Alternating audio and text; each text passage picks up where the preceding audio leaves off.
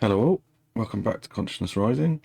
I wanted to do this video for a while because it's very dear to my heart and it's part of how I live my life, in fact.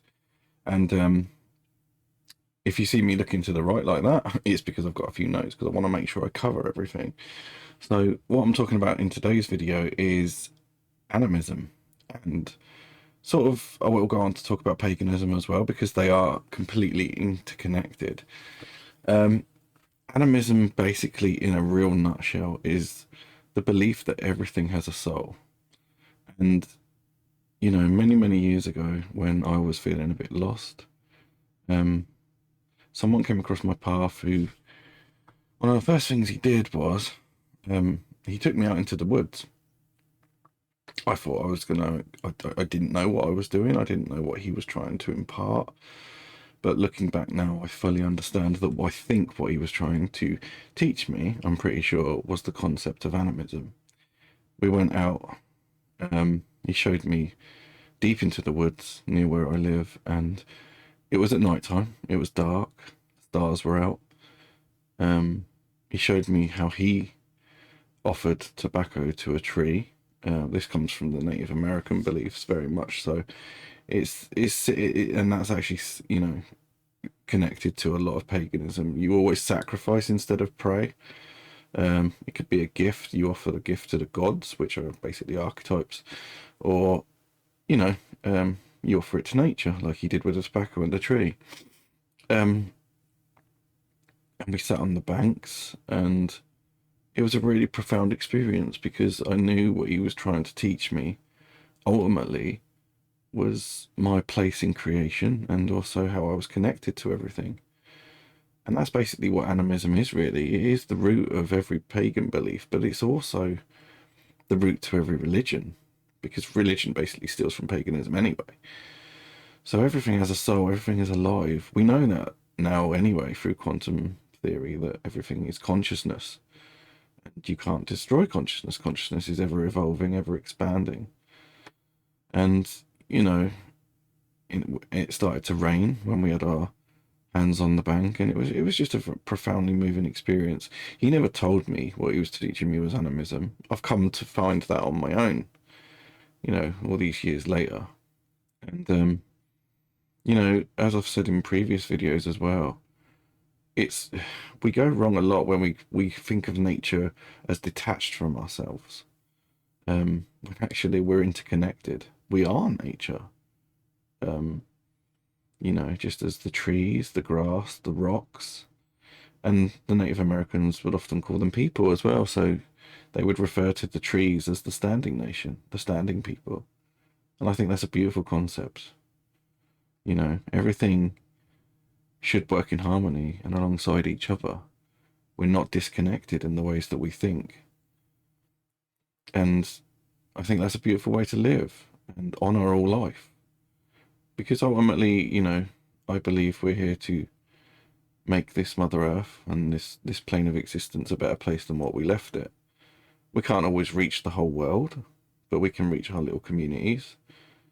You know, he also said to me once that he was taught as well that if you just change one life or if you just inspire one person, your whole life has been worth it and you've succeeded. And I've always lived by that, even in my therapy work and everything. So yeah, this concept of animism is beautiful, and it's to me it's completely natural.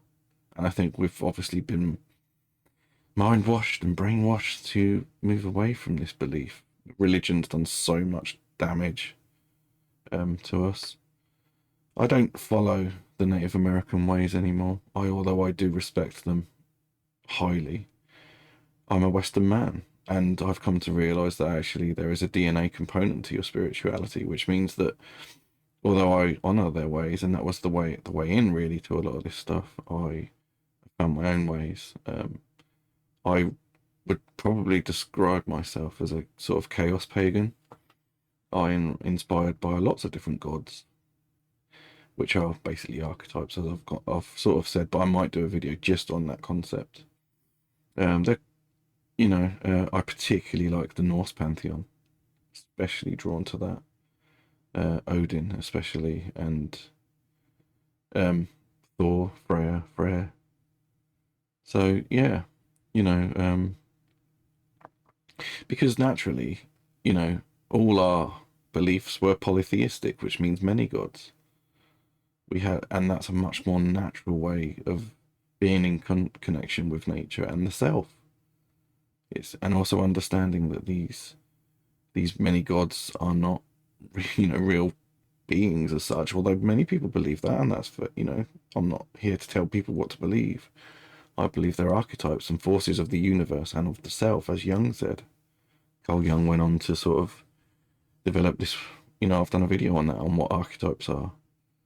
I've had truthers say that every god is an extraterrestrial, and it just makes me laugh. I think the whole ET thing.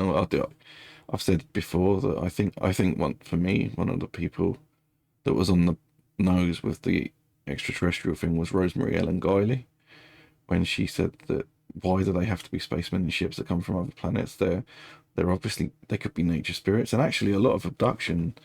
I completely believe that people have these experiences. By the way, I'm not denying that, but a lot of these abduction experiences are very similar to people who were sort of taken by the fairies. If you actually look at it, there's a link there. Anyway, I don't want to ramble, but I want to come back to this animism, and animism doesn't end.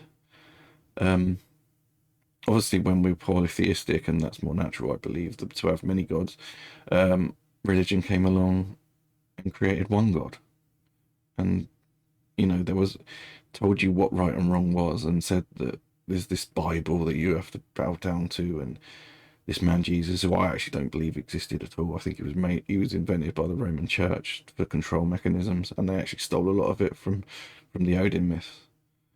Um, yeah, so monotheism to me is poisonous, very poisonous. In magic as well, we can imbue things with energy. We can look at our magical tools as living objects, as in, if you're doing a hyper sigil, which is a book or a long script story where you're imbuing your energy into it, you treat it as if it's a living being, because on one level it is. Everything's alive, even things that we think are solid and immaterial. When you break everything down, it's all alive. Everything, the whole universe is forever expanding, and we are the universe experiencing itself. And again, I think that's very central to animism and paganism. Some artists, I think Stephen King actually, when he talked about his writing, he would often say that the book was writing himself, and he was just a conduit of it.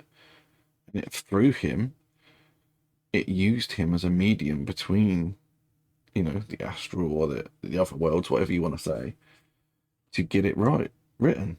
That he's basically not coming up with these ideas, that he's actually channeling them. I think that's fascinating. So where does animism end? The book, had a mind of its own. It was alive. It born into creation through him.